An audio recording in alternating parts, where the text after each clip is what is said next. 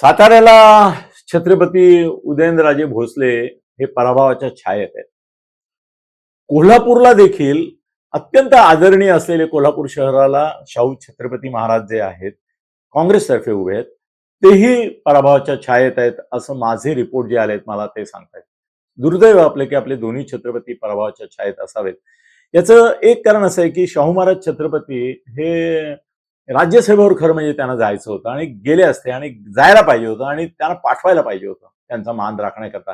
त्यांना निवडणुकीच्या रिंगणामध्ये या वयामध्ये इतकं थकलेले असताना ते आणि कसं आहे ना की लोकांना हे माहिती आहे की छत्रपती निवडून आले तरी देखील ते त्यांच्या शाही महालातच राहणार. ते खासदार म्हणून नाही काम करणार, एक महाराष्ट्राचा मानाचा भाग म्हणून. पण संजय मंडिक हा काम करणारा माणूस आहे, त्यामुळे संजय मंडिक येतील असा तर्क आहे. पण फाईट फार एकदम टफ होईल.